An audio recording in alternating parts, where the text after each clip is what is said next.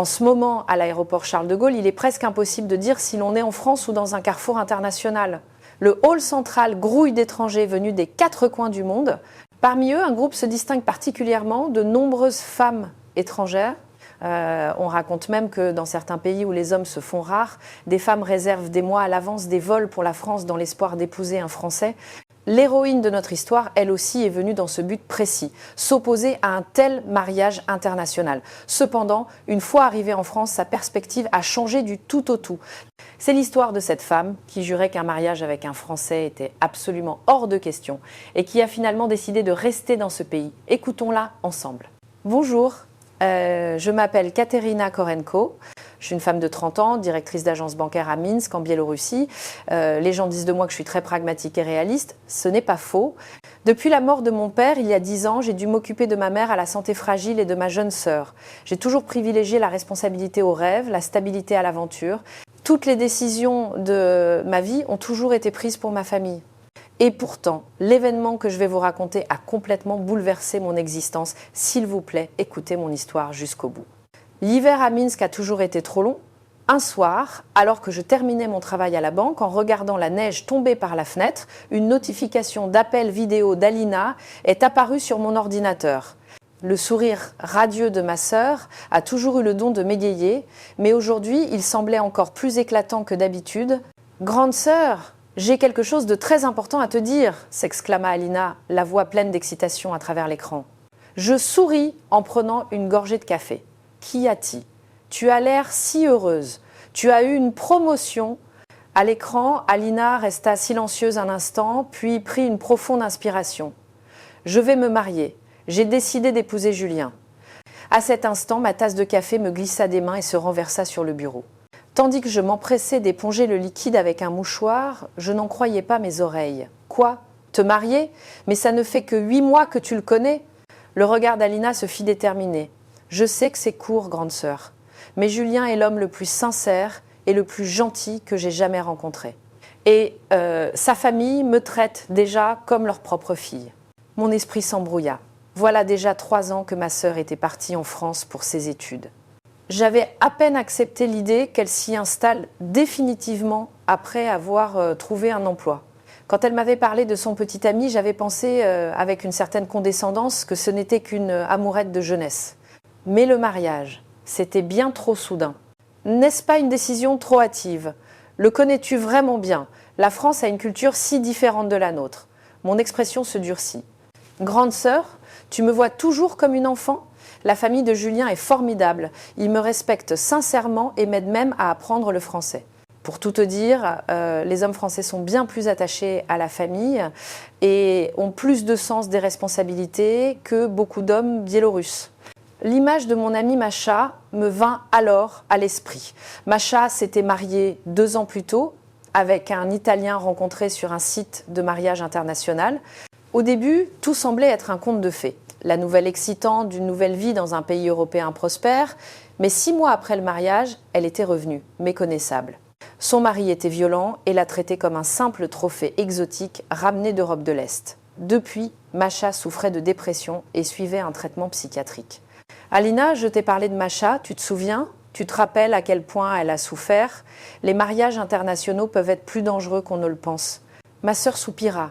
Grande sœur, tous les mariages internationaux ne finissent pas comme celui de Macha. C'est cet homme qui était mauvais. Julien est différent. Et puis, il y a tellement de femmes biélorusses qui vivent heureuses en France. Mon anxiété ne faisait que grandir. En Biélorussie, le nombre d'hommes en âge de se marier était nettement inférieur à celui des femmes. Beaucoup d'hommes partaient à l'étranger pour trouver du travail, et parmi ceux qui restaient, nombreux étaient ceux qui luttaient contre l'alcoolisme ou le chômage. Dans ce contexte, les femmes d'Europe de l'Est, comme nous étions souvent traitées comme de la marchandise sur le marché du mariage international, Alina, je t'en prie, réfléchis encore un peu. Le mariage est une décision capitale qui change une vie.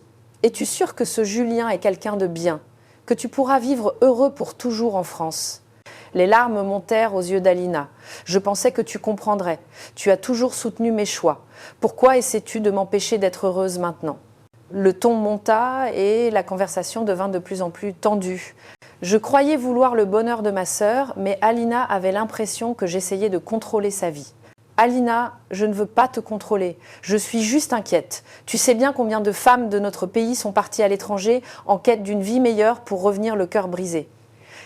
Mais la situation est complètement différente, grande sœur. Et Julien n'est pas comme ça. Pourquoi tu ne me fais pas confiance ? Après une violente dispute, Alina finit par raccrocher en larmes. Je soupirais profondément la tête entre les mains. Était-ce vraiment la meilleure façon d'agir ? Ma sœur avait toujours été mon plus grand soutien, un être précieux que je devais protéger. Ce soir-là, en rentrant à la maison, alors que je préparais le dîner, j'entendis un cri venant de la chambre de ma mère. Je me précipitai et la trouvai effondrée sur le sol, la main sur la poitrine. Une crise cardiaque. Le trajet en ambulance jusqu'à l'hôpital me parut le plus long et le plus terrifiant de ma vie. Heureusement, une fois arrivée à l'hôpital, l'état de ma mère se stabilisa. La voir dans cette chambre blanche, avec un masque à oxygène, me brisait le cœur. Depuis 10 ans, après la mort de notre père, Alina et moi n'avions vécu que pour elle. J'avais renoncé à mon rêve d'aller à l'université de médecine pour travailler à la banque, travaillant jour et nuit pour financer les études d'Alina. Quand l'infirmière sortit, nous laissant seuls, ma mère me dit d'une voix faible « Caterina, vous entendre vous disputer toutes les deux, ça m'a fait si mal au cœur ». Je fus sous le choc. « Maman, c'est de ma faute. C'est moi qui t'ai mise dans cet état. » Elle secoua lentement la tête. « Non, c'est ma faute. Je vous ai imposé un trop lourd fardeau. Surtout à toi, Caterina, je t'ai forcée à jouer le rôle de chef de famille. » Des larmes se mirent à couler sur mes joues. « Ne dis pas ça, maman. J'ai seulement fait ce que je pouvais pour notre famille. » Sa main frêle serra la mienne. « Caterina, j'ai entendu parler du mariage d'Alina. Je comprends tes inquiétudes, mais parfois, il vaut mieux voir les choses de ses propres yeux pour juger. » Les mots de ma mère me firent profondément réfléchir. Mon amour et mon instinct de protection envers ma sœur n'étaient-ils pas en train de faire obstacle à son bonheur ? Et la France était un pays bien trop lointain pour que je puisse le juger sur la base de quelques conversations téléphoniques. Peut-être devais-je y aller moi-même ? Les yeux de ma mère s'illuminèrent un peu. « Ce serait une bonne idée. Tu t'es toujours sacrifié pour nous ici. Cette fois, pourquoi ne ferais-tu pas une nouvelle expérience pour ta sœur ? Et pour toi-même » Après 2 jours de plus à l'hôpital, l'état de ma mère s'était stabilisé. Je la ramenai à la maison pour sa convalescence et je posai une demande de congé à la banque. Ma collègue Marina accepta de veiller sur ma mère en mon absence. C'était la première fois en 12 ans que je quittais ma famille. La veille de mon départ pour la France, j'envoyais un court message à Alina. « J'arrive bientôt à Charles de Gaulle. Je suis désolée de ne pas t'avoir prévenu plus tôt. » Ma sœur me répondit immédiatement, sa réponse débordant de joie. Mais j'étais toujours anxieuse. Ma plus grande peur était de découvrir que ma sœur se faisait duper. Comment pourrais-je la sauver ? Et si leur relation était vraiment heureuse, je devrais admettre à quel point ma vision du monde avait été étroite. En montant dans l'avion, mon cœur était partagé entre l'anxiété, la mission de sauver ma sœur et une infime curiosité pour ce nouveau monde. En regardant Minsk devenir de plus en plus petite par le hublot, j'eus le sentiment que ce voyage pourrait m'apprendre quelque chose, non seulement sur ma sœur, mais aussi sur moi-même. Après 12 longues heures de vol, je posai enfin le pied à l'aéroport international Charles de Gaulle. Les panneaux en une langue inconnue et la foule pressée autour de moi me firent prendre une profonde inspiration. Le vrai voyage commençait. L'aéroport Charles de Gaulle était bien plus vaste et moderne que je ne l'avais imaginé. Malgré la fatigue du long vol, j'étais impressionnée par l'organisation, la propreté et l'efficacité du lieu. Au contrôle des passeports, l'agent me posa quelques questions simples en anglais et toute la procédure fut étonnamment rapide. « C'est vraiment un autre monde », murmurai-je en cherchant l'entrée du RER. Alina avait une réunion importante aujourd'hui et ne pouvait pas venir me chercher. À la place, elle m'avait envoyé des instructions détaillées m'expliquant comment acheter un pass Navigo. J'étais d'abord sceptique à l'idée qu'une seule carte puisse servir pour tous les transports en commun. Dans le RER, en direction du centre de Paris, le paysage qui défilait par la fenêtre brisait un à un mes préjugés. La silhouette de la ville avec ses gratte-ciel, les espaces verts qui apparaissaient entre eux et le scintillement de la Seine sous le soleil, tout me paraissait moderne et sophistiqué. Arrivée à la station Châtelet-Léal pour prendre le métro, je fus de nouveau surprise. Tous les panneaux d'affichage étaient traduits en anglais et des écrans numériques installés partout dans la station indiquaient en temps réel l'heure d'arrivée des prochains trains.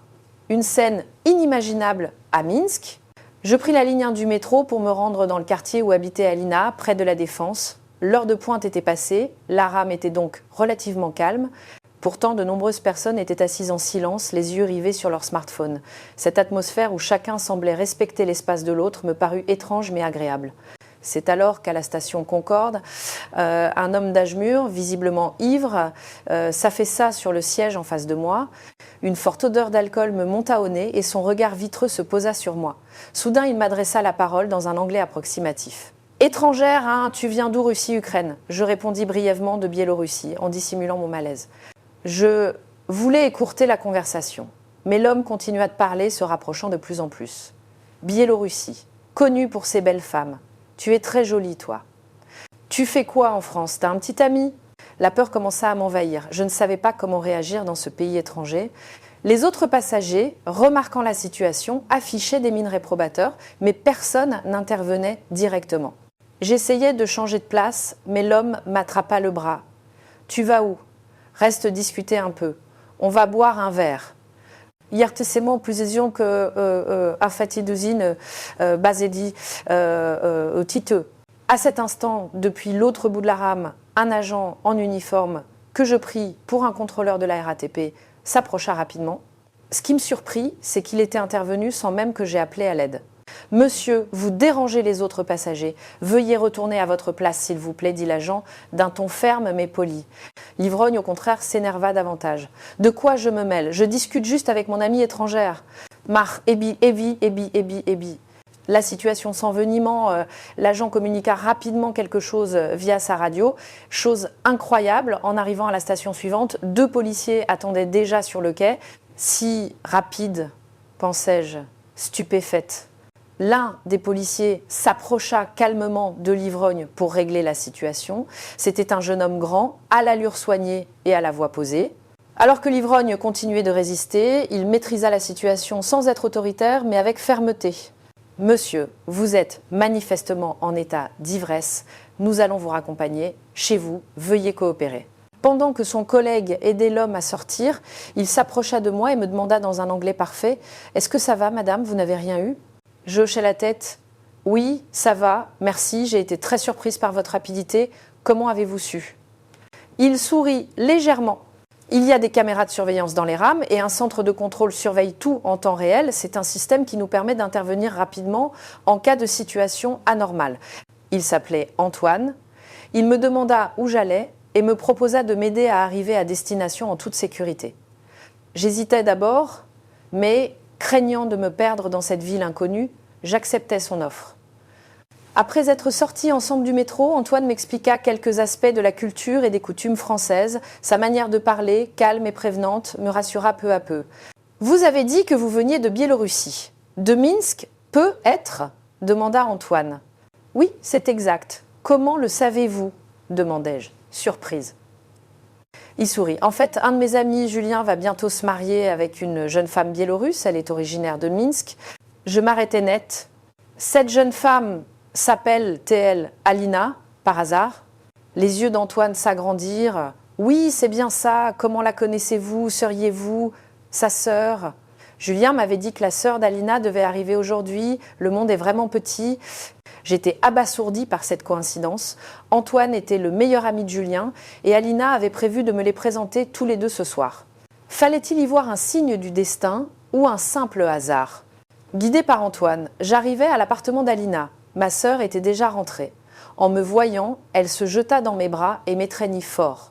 Quand elle apprit comment j'avais rencontré Antoine, elle afficha un air incrédule. « Pas possible. Grande sœur, comment est-ce arrivé? Je voulais vous présenter et voilà que vous vous rencontrez avant. » Sa voix était un mélange de joie et de surprise. Peu de temps après, Julien arriva. Il était beaucoup plus jeune et sympathique que je ne l'imaginais. Il me salua poliment et en me serrant la main, son sourire sincère fit légèrement tomber ma garde. « Katerina, je suis vraiment ravie de vous rencontrer. Alina m'a tellement parlé de vous. Mes parents nous invitent à dîner ce soir, si cela vous convient. » J'hésitais un instant, mais finis par accepter. Après tout, rencontrer la famille de Julien était l'un des buts de mon voyage. La famille de Julien vivait dans un bel appartement à Neuilly, sur Seine. Dès que la porte s'ouvrit, un accueil chaleureux et l'odeur d'un délicieux repas me parvinrent. La mère de Julien traitait Alina avec la tendresse d'une mère pour sa propre fille et me manifesta également un intérêt sincère. La table était garnie de divers plats traditionnels français, bœuf bourguignon, gratin dauphinois, salade, plateau de fromage. C'était des plats que j'avais jamais vus, mais en les goûtant un par un, je fus transportée dans un nouveau monde de saveurs. La tarte tatin faite maison par la mère de Julien était particulièrement exquise. Pendant le dîner, le père de Julien prit la parole avec précaution. « Caterina, j'imagine que vous êtes venue avec beaucoup d'inquiétude. Sachez que nous considérons sincèrement Alina comme un membre de notre famille. Julien est un garçon responsable, vous pouvez lui faire confiance. Elle n'est pas de enfant et une pétée de coup-tête. » À ces mots, je posais ma fourchette et les regardais un par un. Je ne sentais aucune fausseté, aucune apparence, seulement de la sincérité. Le doute qui persistait dans un coin de mon esprit commença à se dissiper. Après le repas, nous sommes allés nous promener le long de la Seine. Il était plus de 10 heures du soir, mais les quais étaient encore animés de personnes faisant du sport ou discutant. J'étais particulièrement frappée de voir des femmes se promener seules à une heure si tardive. En Biélorussie, il serait dangereux pour une femme de se promener seule à cette heure, dis-je. Julien acquiesça. La France n'est pas parfaite, mais la sécurité est l'une des meilleures au monde, surtout à Paris. En contemplant la Seine scintillant sous les lumières de la nuit, ma confusion grandissait. Cet endroit était complètement différent de ce que j'avais imaginé. Des transports publics efficaces, des rues propres, un environnement sûr et surtout Julien et sa famille qui chérissaient sincèrement Alina. Pourtant, une question subsistait. L'idée de devoir laisser ma sœur pour toujours dans ce pays inconnu me serrait le cœur. Ma mère, en Biélorussie, notre pays natal et tous les souvenirs passés avec Alina. Abandonner tout cela pour commencer une nouvelle vie n'était pas une décision facile. Sur le chemin du retour à mon hôtel, Antoine, qui avait terminé son service, me rejoignit pour m'accompagner. Il me parlait avec la simplicité d'un vieil ami. « Alors, contrairement à votre première impression, Paris vous plaît ?» demanda-t-il. Je répondis honnêtement. « C'est bien mieux que ce que j'imaginais, mais je ne suis pas encore tout à fait tranquille. » Antoine sourit d'un air compréhensif. « C'est naturel, vous vous inquiétez pour votre famille. Je peux vous faire visiter Paris pendant quelques jours, si vous voulez. Cela vous aidera peu, à mieux comprendre la France. » En le quittant dans le hall de l'hôtel, je repensais à ma journée. La France était clairement un endroit différent du monde que je connaissais. Et à ce moment-là, je ne pouvais absolument pas prévoir comment ces quelques jours allaient changer ma vie et celle d'Alina. Une semaine s'était écoulée depuis mon arrivée en France et je commençais peu à peu à m'habituer au rythme de vie local. Je logeais chez Alina, ce qui me permettait d'observer son quotidien de près. Chaque matin, en partant travailler, ma sœur était pleine de vie et de confiance. J'étais aussi surprise de l'entendre parler au téléphone en français avec ses collègues. La jeune fille introvertie et réservée que je connaissais avait disparu, remplacée par une personne entièrement nouvelle. Grande sœur, Antoine m'a appelé hier. Il propose de te faire visiter le jardin des Tuileries aujourd'hui, annonça Alina pendant le petit déjeuner. En entendant le nom d'Antoine, mon cœur se mit étrangement à battre plus vite. Depuis notre première rencontre dans le métro, il était souvent venu nous voir et m'avait fait découvrir divers endroits de Paris. Ses conversations intelligentes et son attitude attentionnée m'impressionnaient à chaque fois. Comme on pouvait s'y attendre d'un policier, il était très responsable, mais possédait aussi un sens de l'humour subtil. Quand Antoine arriva à l'heure convenue, j'étais déjà prête. Comme c'était son jour de congé, il portait une tenue décontractée et soignée au lieu de son uniforme. Je me surpris à le regarder attentivement. « Aujourd'hui, je pense que vous allez pouvoir sentir l'histoire de France », dit-il en souriant. Le jardin des Tuileries était un jardin à l'ancienne situé au cœur du Paris moderne. Ses allées géométriques et ses statues classiques créent un contraste saisissant avec les bâtiments haussmanniens environnants. Antoine m'expliqua en détail l'histoire du jardin et de la monarchie française. C'est ici que se trouvait le palais des Tuileries, résidence des rois de France. C'est un lieu chargé de l'histoire mouvementée de notre pays. Son explication n'était pas celle d'un simple guide touristique. Elle était empreinte d'un amour et d'une compréhension profonde de l'histoire de son pays. En l'écoutant, je me suis demandé ce que je savais vraiment de l'histoire de la Biélorussie. Peu. Être qu'en me concentrant uniquement sur les problèmes pratiques de survie, j'avais négligé la richesse de la culture et de l'histoire de mon propre pays. Pour le déjeuner, nous nous sommes installés à la terrasse d'un café traditionnel pour déguster un café et des pâtisseries. L'arôme subtil du café accompagnait notre conversation qui devint rapidement plus profonde. « Caterina, quel était votre travail en Biélorussie ?» me demanda Antoine. J'étais directrice d'agence bancaire. Je m'occupais principalement des prêts aux particuliers, répondis-je. C'est un poste important. Est-ce que ce travail vous plaisait? Cette question me laissa perplexe un instant. Est-ce que j'aimais mon travail? Je réalisais que je ne m'étais jamais posé la question. C'était un travail que j'avais pris par nécessité après la mort de mon père pour subvenir aux besoins de ma famille et que j'accomplissais par sens du devoir. Eh bien, plus qu'un travail que j'aimais, c'était un travail que je devais faire, répondis-je honnêtement. Le regard d'Antoine s'adoucit. Et quel était votre rêve à l'origine? Je voulais devenir médecin. Ma voix tremblait en le disant. Avant la mort de mon père, je préparais mes études de médecine, mais la réalité en a décidé autrement. À cet instant, des émotions longtemps refoulées remontèrent à la surface. Je n'avais jamais vécu pour mes propres rêves. J'avais toujours fait des choix pour ma famille, des sacrifices pour les autres. C'était là toute ma vie. Dans le bus qui nous menait à notre prochaine destination, Antoine me parla de lui. Il voulait devenir écrivain, mais sur les conseils de sa famille, il était devenu policier. Cependant, il continuait d'écrire et n'avait pas abandonné son rêve de publier un jour un roman. La vie ne se déroule pas toujours comme on l'a prévu, mais ça ne veut pas dire qu'il faut complètement abandonner ses rêves, dit-il. Ces mots résonnèrent en moi. Au coucher du soleil, nous nous sommes dirigés vers la Tour Eiffel, d'où l'on pouvait admirer toute la ville de Paris. Le paysage urbain, baigné des couleurs du crépuscule, était d'une beauté à couper le souffle. Je remarquais les innombrables cadenas accrochés aux grilles de certains ponts au loin. « Qu'est-ce que c'est » demandai-je curieuse. On appelle ça les cadenas d'amour. C'est un endroit où les amoureux accrochent des cadenas avec leur nom gravé pour se promettre un amour éternel, expliqua Antoine. Inconsciemment, je tendis la main et touchai l'un de ces petits objets métalliques, porteurs de l'amour et des promesses de quelqu'un. Étrangement, je les enviais. Dans ma vie, avait jamais eu de temps ni de place pour l'amour. Les problèmes pratiques étaient toujours prioritaires et les sentiments étaient un luxe. Que ferez-vous en rentrant en Biélorussie? La question d'Antoine interrompit mes pensées. En rentrant, commençai-je avant de m'arrêter.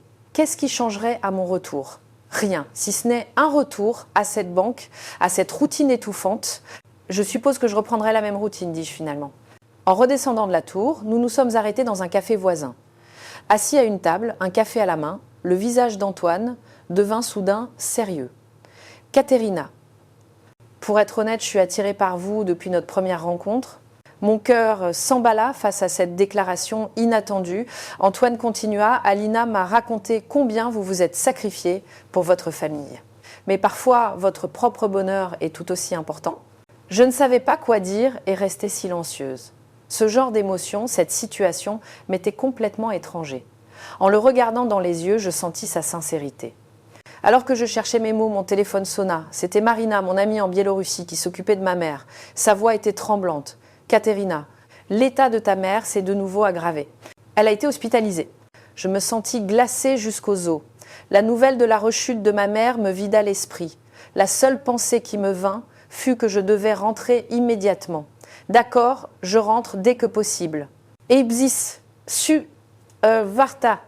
À peine avais-je raccroché que j'expliquais la situation à Antoine. « Ma mère est gravement malade. Je dois rentrer. » Sans un mot, Antoine me prit la main. Sa main était chaude et forte. « Je vais t'aider pour tout. Il faut d'abord trouver un billet d'avion. » Sur le chemin du retour à l'hôtel, Antoine resta à mes côtés. Il m'aida énormément à expliquer la situation à Alina et à réserver un billet d'avion. Son calme et son aide concrète m'empêchèrent de m'effondrer. Ce soir-là, en nous quittant dans le hall, Antoine me dit avec un air sérieux « Quelle que soit ta décision, je te soutiendrai. Si tu dois revenir, je serai là à t'attendre. » Ces paroles me firent monter les larmes aux yeux. C'était une émotion que je n'avais jamais ressentie en Biélorussie. Je découvrais pour la première fois à quel point il était réconfortant que quelqu'un comprenne votre situation et vous soutienne inconditionnellement. De retour dans ma chambre, en faisant mes valises, j'étais submergée par des sentiments contradictoires. L'inquiétude pour ma mère, mes réflexions sur le mariage de ma sœur et mes sentiments pour Antoine, tout se mélangeait. En regardant le paysage nocturne de Paris par la fenêtre, je réalisais soudain que pendant ce court séjour, j'avais commencé à réfléchir davantage à moi-même, à ma vie. Cette expérience était en train de me changer. L'air de Minsk était plus froid et plus lourd que celui de Paris. Après 12 heures de vol, à peine avais-je posé le pied dans ma ville natale que je me dirigeais directement vers l'hôpital. En entrant dans la chambre, je vis ma mère allongée, le visage pâle. Elle me sourit faiblement en me prenant la main, mais je pus lire dans son regard une fatigue encore plus profonde qu'auparavant. « Caterina, te voilà revenue. Alina va bien ?» Sa voix était faible. « Oui, maman, Alina va très bien. Ne t'inquiète pas. » Je serrai sa main plus fort. Je rencontrai le médecin traitant pour discuter de l'état de ma mère. Il m'expliqua que sa fonction cardiaque continuait de s'affaiblir et qu'elle nécessitait un traitement spécialisé. L'avis franc du médecin était que le système de santé biélorusse avait ses limites. Cette nuit-là, assise sur une chaise dans la chambre, veillant sur ma mère endormie, je me perdis dans mes pensées. Les questions soulevées par ma semaine en France et les conversations avec Antoine tournaient en boucle dans ma tête. Soudain, une idée me vint. Peut-être était-ce un signe du destin. Déménager en France pour le traitement de ma mère et pour une nouvelle vie pour moi-même. Le lendemain matin, l'état de ma mère s'étant légèrement amélioré, sa sortie fut décidée. De retour à la maison, je pris mon courage à deux mains et lui exposai prudemment mon idée. « Maman, j'aimerais te parler de la France. » Je m'assis à côté d'elle sur le lit. La France est un pays complètement différent de ce que j'imaginais. Leur système de santé est de classe mondiale et Julien, le jeune homme qu'Alina a rencontré, est vraiment quelqu'un de formidable. Je continuais, tandis que ma mère écoutait en silence. Je pris une profonde inspiration et abordai le cœur du sujet. Étant donné l'état de ton cœur, maman, je pense que le mieux serait que tu te fasses soigner en France. J'envisage que nous déménagions toutes là-bas. Les yeux de ma mère s'écarquillèrent de surprise. « Caterina, que dis-tu ?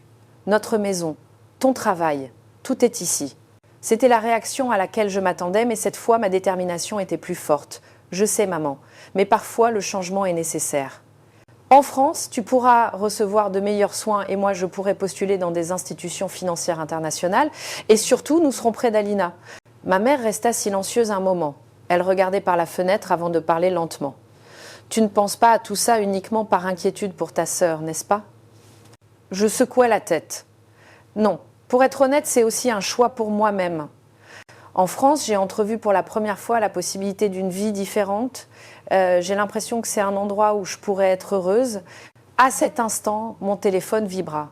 C'était un message d'Antoine. En plus de prendre des nouvelles de ma mère, il m'informait qu'une institution financière internationale à Paris recherchait du personnel étranger. Il me disait qu'il pouvait recommander mon CV. Cette coïncidence me parut être un signe du destin. Je montrai le message à ma mère en lui expliquant « Une nouvelle opportunité pourrait s'offrir à moi. On pourrait d'abord essayer et voir comment ton traitement évolue. » Dès le lendemain, je commençais à élaborer un plan concret.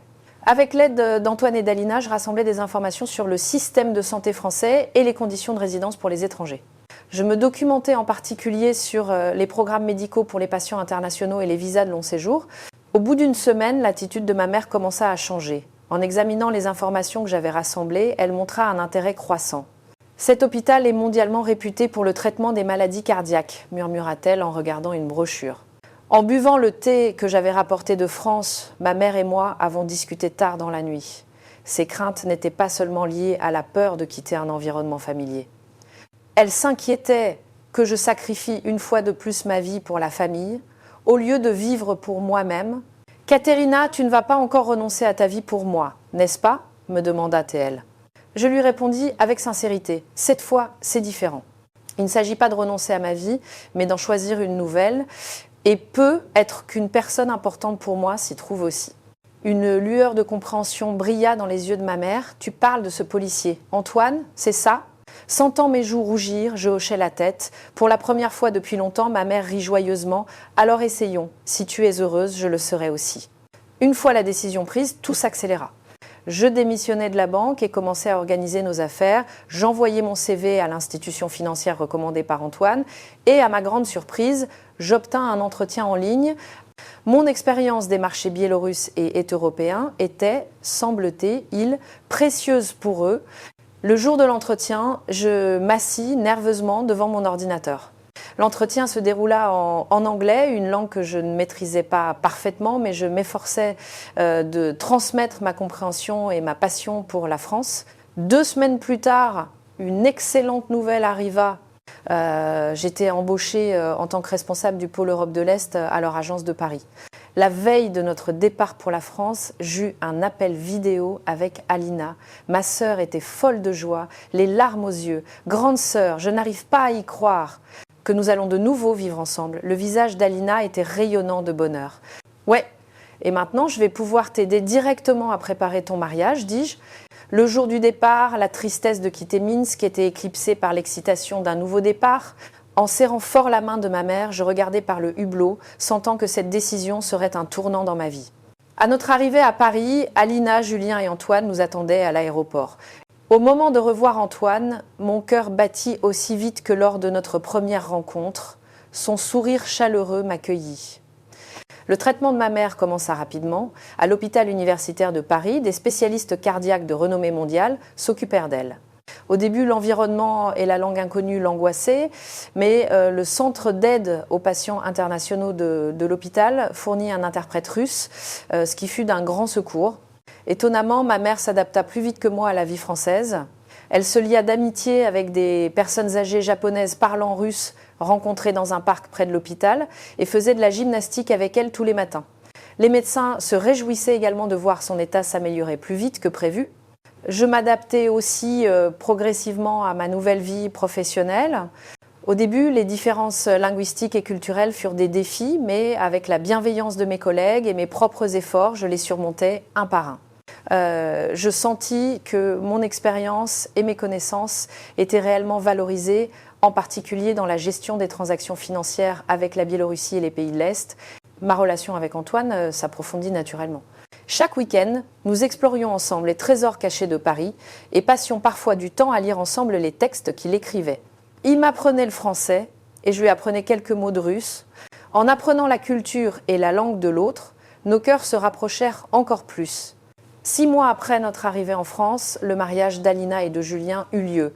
C'était une magnifique cérémonie mêlant une cérémonie civile à la mairie et une réception élégante. Ma mère et moi étions assises au premier rang regardant la mariée heureuse.